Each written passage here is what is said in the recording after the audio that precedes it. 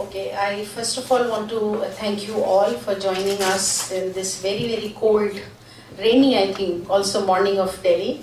But it's important because the room is very warm and we are going to really from warm to very heated discussion. That's what I'm looking forward to with all of you being introduced to the whole idea, why we started and how we started, because it is very, very important, especially in India, which is the youngest country in the world actually, when you look at the demographic break of the country's population. So, and also I want to welcome Lalita Kumar Mangalam, the chairperson of the National Commission for Women.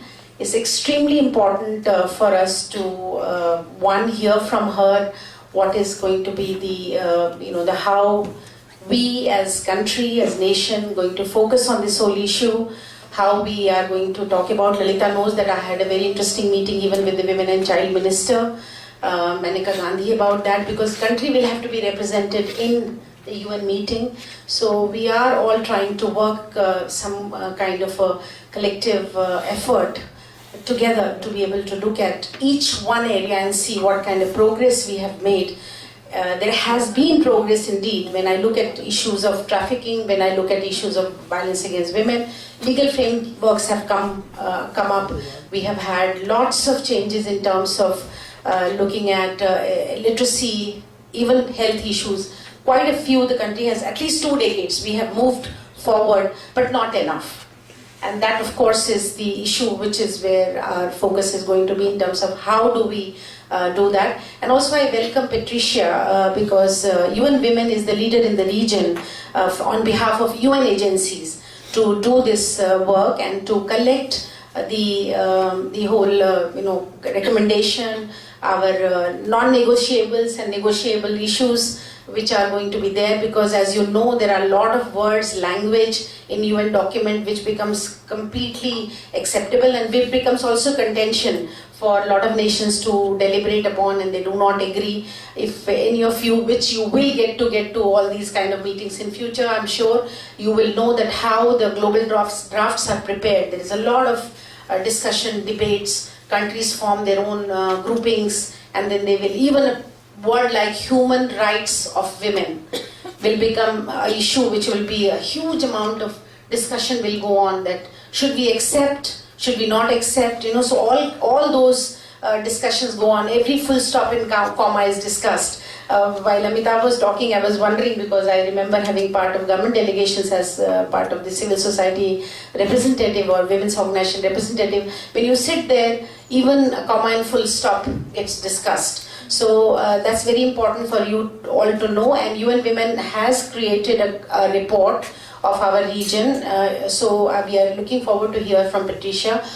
And in their meeting in the same building upstairs in the hall, that this idea came to me, that why it's us only every time, why are we speaking to only the organizations, agencies, people who already are involved for 20 years, 30 years in this whole issue? When will the youth of India get engaged with this issue? Because we know that since, even much before Nirbhaya, but since Nirbhaya, we know that men and boys are equally involved in the issues of gender empowerment. They are already talking about it. I see so many websites, so many debates and discussions on Facebook. I see so many write-ups by them where they are taking up. Universities are, and whenever I'm invited to the university functions, I always see that people come up with lots of questions to us. Some taking stand that why so many laws have been made in favor of women, why women are being getting so much of advantage. Or women are misusing the law. And another set of people will say, no, this is intolerable.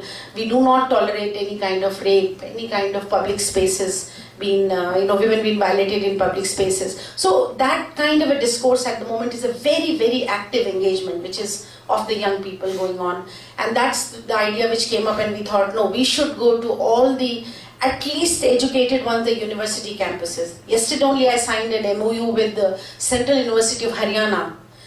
Central University of Haryana is a rural, it's in Mahendragarh. It's totally a rural area. Nobody, when I'm talking this language, English, nobody understands there.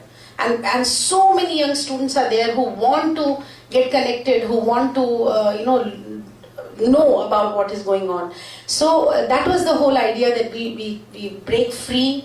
We thought, okay, fine, let's go. This is a little bit of difficult area, but we should do it and we should get, and the kind of response that has come, as Rinder was saying, from Jamia Millia, or whether it was MIT, of course, all the students have come.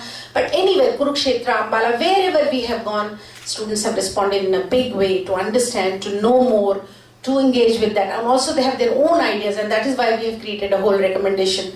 I don't know which way we will be able to put it, but certainly Government of India delegation will look into these issues, and I'm sure that at some stage we will integrate into what we are going to say there in terms of youth voices in Beijing Platform for Action. And I'll also welcome people from Australia, for example. Dr. Manjula came all the way. We have a lot of our own civil society representatives here, all organizations which are involved. So it's a good mix. Let's engage for the day, and we have engaged for the whole life, but certainly for today, to be able to create the agenda for future. Thank you very much. I again welcome all of you, Dr. P.N. Nair, Sunita, everybody who's in the room. Bottom of my heart, I welcome you all to be able to participate. Thank you very much.